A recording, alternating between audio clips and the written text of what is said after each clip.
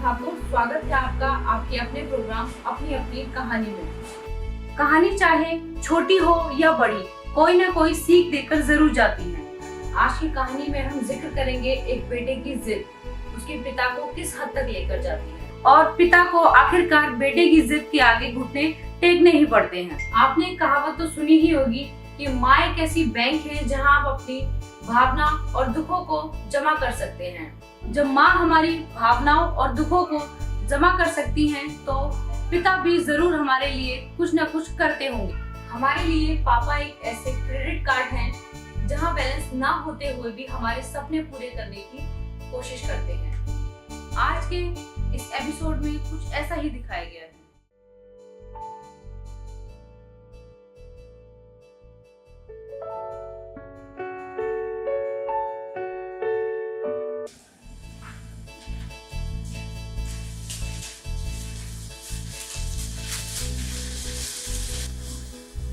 पापा जी नमस्ते। नमस्ते।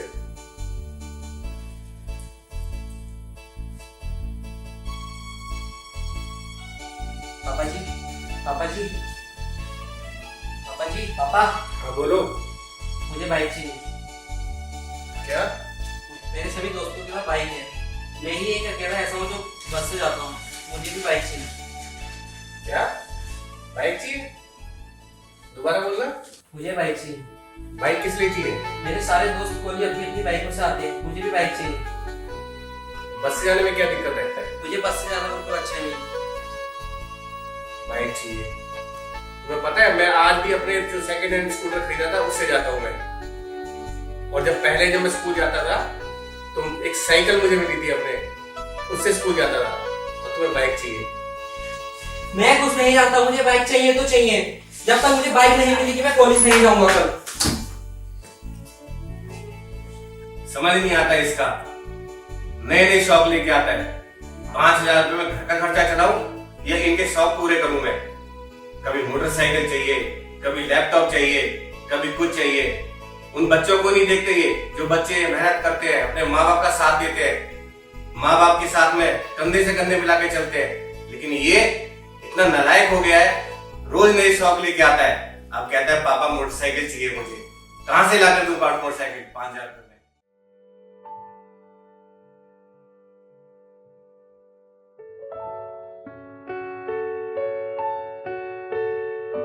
पिछले महीने जो लैपटॉप दिलवाया था वो भी ब्याज के लिए।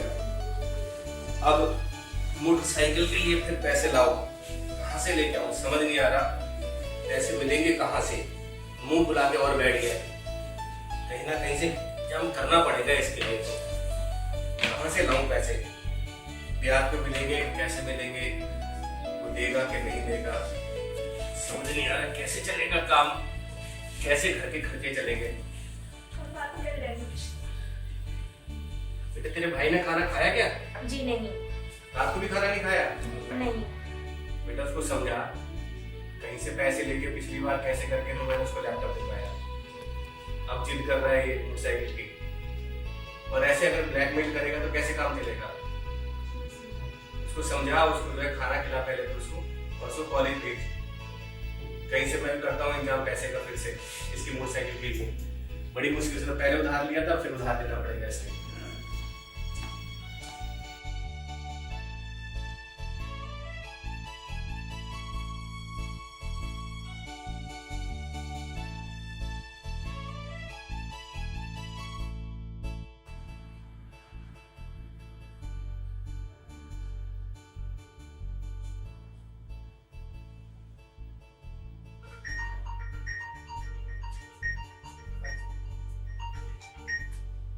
Hello hello Amit. सुधाकर, कौन कैसे हो? यार मैं बहुत परेशान हूँ, तुझसे मिलना चाहता हूँ। सब ठीक ठाक तो है ना? कुछ समझ में नहीं आ रहा है, मिल के बताऊंगा। अच्छा, चल बता कहाँ मिलना? तेरी कॉलोनी के गेट के सामने जो पार्क है मैं वहीं आ रहा हूँ, और प्लीज वहीं आकर मिलना मुझसे। मैं तेरे घर नहीं आ पाऊंगा। पार्क? हाँ मैं निकल गया हूँ घर से, तू भी जल्दी पहुंच जा। ठीक है ओके, आता हूँ मैं, परेशान नहीं, ठीक है।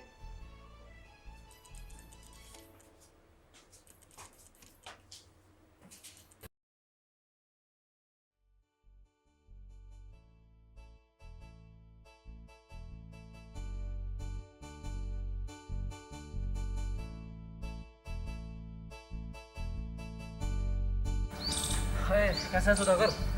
पूछ मत यार, बहुत बुरे हाल है।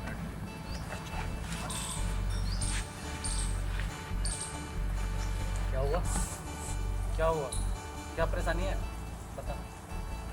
कुछ बोलेगा भी, ऐसे ही मुंह लटकाए बैठा रहेगा मूर्ति की तरह। यार मैंने अपना घर छोड़ दिया है। क्यों? दम घुटता है मेरा, कोई इज्जत नहीं है मेरी वहाँ। इज्जत नहीं है? जब भी कोई चीज़ चाहिए होती है पापा के सवाल चालू हो जाते हैं, इसकी क्या जरूरत है, इसके बगैर काम नहीं चलेगा, इसे हम बाद में नहीं ले सकते, अभी बजट नहीं है, वगैरह वगैरह। अभी 3 महीने पहले की बात है, मैंने उनसे कहा कि मुझे लैपटॉप चाहिए, इंजीनियरिंग की पढ़ाई में इसकी ज़रूरत पड़ेगी, फिर चालू हो गए। मैंने भी उनसे बात करनी छोड़ दी, तब जाकर 2 या 4 दिन बाद लैपटॉप आया। अरे तो 4 दिन के बाद तुम्हारा लैपटॉप आया तो सही। अरे बात यहीं ख़त्म नहीं हुई यार, 2 दिन पहले की बात है। मैंने उनसे कहा कि मेरे सारे दोस्त कॉलेज अपनी अपनी बाइक से आते हैं, फिर चालू हो गए अपने सवालों का पिटारा खोलकर। मैंने भी साफ साफ कह दिया, मुझे बाइक चाहिए तो चाहिए, इसके अलावा मैं कुछ नहीं जानता। तो फिर क्या हुआ? फिर क्या था, कहने लगी पैसे कोई पेड़ पर नहीं उगते हैं, जो पैसों का इंतजाम इतनी जल्दी हो जाएगा उसमें समय लगेगा। मैंने भी उनसे बात करनी छोड़ दी। तो अगले दिन बहन से बोले ऑफिस जाते समय कि अपने भाई को समझा दो, बात बात पर बोलचाल बंद करके मुझे ऐसे ब्लैकमेल ना क्या करे, जब खुद कमाएगा तो आटे दाल का भाव पता चल जाएगा। बस मैंने तभी सोच लिया कि अब मुझे इस घर में नहीं रहना है, अब बड़ा आदमी बनकर ही वापस आऊँगा। और पापा हमेशा कहते रहते कि सुधाकर एक दिन बहुत बड़ा आदमी बनेगा, लेकिन मैं उनके साथ रहकर और उनके रास्ते पे चलकर कभी भी बड़ा आदमी नहीं बन सकता। इतना तो मेरी समझ में आ गया था। तुझे क्या लगता है सुधाकर कि तेरा ये घर छोड़ने का जो फैसला है वो आखिरी फैसला है? हाँ, मुझे जाना है तो जाना है, मुझे कोई नहीं रोक सकता, तू भी नहीं। यार मुझे लगता है कि जो तेरा ये फैसला है ना, जो तू फैसला घर छोड़ के जाने का ले रहा है, इस वाले फैसले से ना तो तुझे कोई फ़ायदा होने वाला है, ना तेरे परिवार को कोई फ़ायदा होने वाला है। आगे अपनी इच्छा है। तो मैं तो इतना कर सकता हूँ कि मैं बस स्टैंड पे जा रहा हूँ, तो मेरे साथ चला चल। तू मुझे वहीं तक छोड़ दे, तू सोच, मैंने जो सोचना था सोच लिया, ये मेरा आखिरी फैसला है, मुझे जाना है तो जाना है, तू छोड़ना है मुझे छोड़ दे, नहीं तो मैं चला जाऊँगा। मैं तुझे छोड़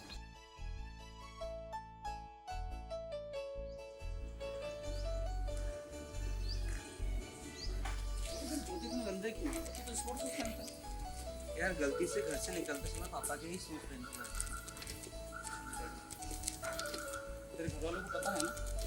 हाँ, तो घर से बाहर नहीं होने कुछ नहीं पता। वहाँ जाकर रहेगा कहाँ, खाएगा कहाँ, पिएगा कहाँ, तेरा रहने की व्यवस्था क्या है? उसका भी सॉल्यूशन मैंने ढूंढ लिया है, पापा का पर्स अपने साथ लेकर आया। वो तो भाई तो पूरी तैयारी से आया है। और क्या, पापा कभी भी अपने पर्स को किसी को हाथ नहीं लगाने देते, तो इसमें बहुत सारे पैसे होंगे, तो मुझे रहने खाने पीने की कोई परेशानी नहीं होगी। क्यों भाई?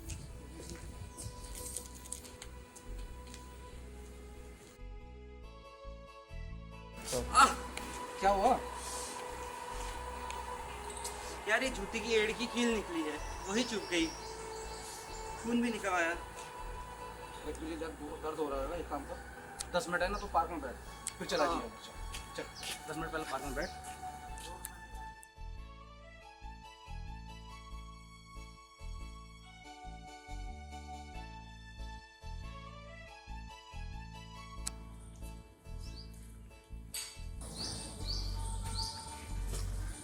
तो सिट यार, अब क्या हो गया? ये दूसरे जूते का भी सोल नीचे से टूटा हुआ है, जुराबें भी गीली हो गई हैं, ये जूता 1 मिनट भी पहनने लायक नहीं है। यार तू जब भी आता है ना कोई प्रॉब्लम ही लेकर ही आता है। अब तू खुद सोच, जिन जूतों को तो 1 मिनट पहनने के लिए तैयार नहीं है, उनको तेरे पापा इतने दिनों से किस तरह पहन रहे होंगे? उनके पैरों में कील नहीं चुभती होगी, या उनकी सॉक्स गीली नहीं होती होंगी? जब देखो बैग उठा के चल देता है। यार अमित, बात तो तू ठीक कह रहा है, पिछले 2 महीने से मम्मी पापा से बोल रही है सैलरी मिलते ही सबसे पहले अपने लिए जूते ले लेंगे, और पापा हर बार ये कहते हैं कि मेरे जूते अभी ठीक है, 6 महीने और चलेंगे। आज समझ में आ रहा है कितने ठीक है और कैसे चलेंगे। खैर चल, जो हो गया ठीक है। वो पापा वाला पर्स निकाल, निकाल।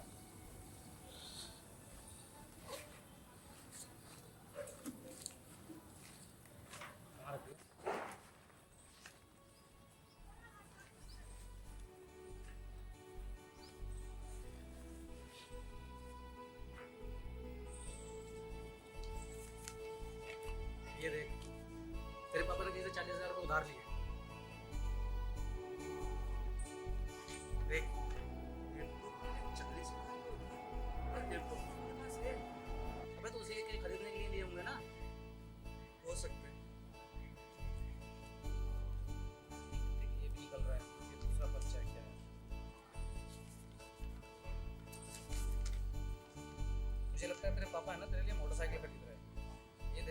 एक्सचेंज ऑफर का वो लेकर आए, बाइक शोरूम का। यार हनी, मैं अपने पापा के लिए कितना गलत था। उन्होंने हर कदम पर मेरी खुशियों के लिए अपनी खुशियों का गला घोटा है, और मैंने क्या किया? पापा मुझे माफ कर दो। बस बस बस मुझसे बहुत बड़ी गलती हो रिलैक्स, गई। चुप हो। शांत हो, चल ठीक हो जाएगा सब। चल अभी मुझे तुरंत जाकर पापा को रोकूंगा। अब और त्याग नहीं और बलिदान नहीं। अभी कम है, ये ले जा, जिस शोरूम से वो लेकर आए, हो सकता है वो यहीं गए हों लेने के लिए, ठीक है? मैं तेरा बैग तेरे घर पहुंचा दूंगा, ठीक है? वहाँ पर जा, हो सकता है कि एक्सचेंज ना कर दें, फिर ड्यूटी कैसे जाएंगे, ठीक है? बाकी बैग है, मैं ले आऊँगा तेरे घर, तू जा। ये तेरा बैग मैं ले आऊँगा घर, मैं पहुँचा दूँगा तेरे घर, ठीक है? लेकिन आराम से, ठीक है? कुछ भी सोचते नहीं है, घर से बैग उठा के चल देते हैं, घर छोड़ के जाएंगे, शॉप करेंगे।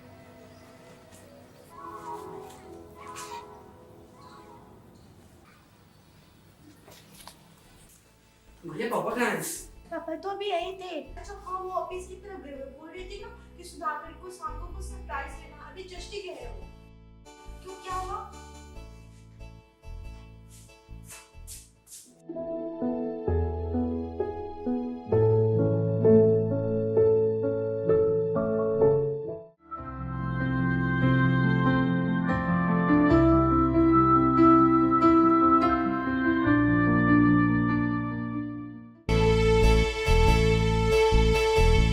तूने मुझे सिखाया है चलना,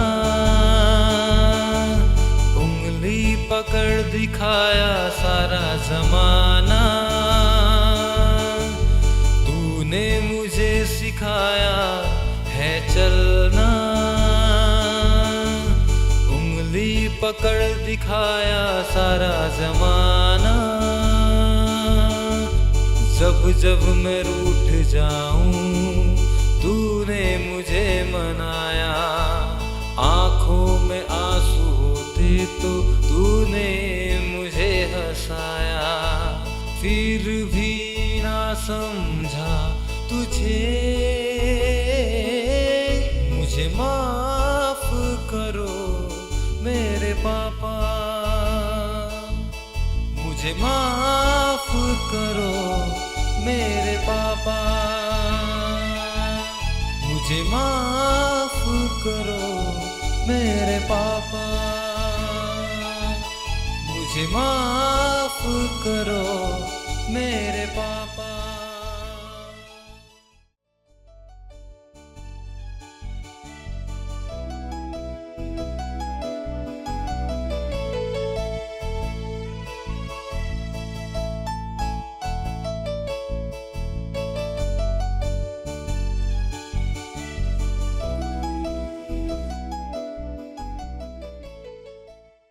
समझाना तेरा मुझको लगता क्यों था बुरा, क्यों ना समझा मैं तेरी खामोशी को, क्यों ना समझा मैं तेरे हालातों को। फिर भी ना समझा तुझे, मुझे माफ करो मेरे पापा। तो इसी के साथ मैं मीनू ठाकुर विदा लेती हूँ आपसे। आज का एपिसोड आपको कैसा लगा इस कमेंट बॉक्स में जरूर बताएं। आपसे फिर मुलाकात होगी एक ऐसी ही भावनाओं से जुड़ी हुई कहानी के साथ।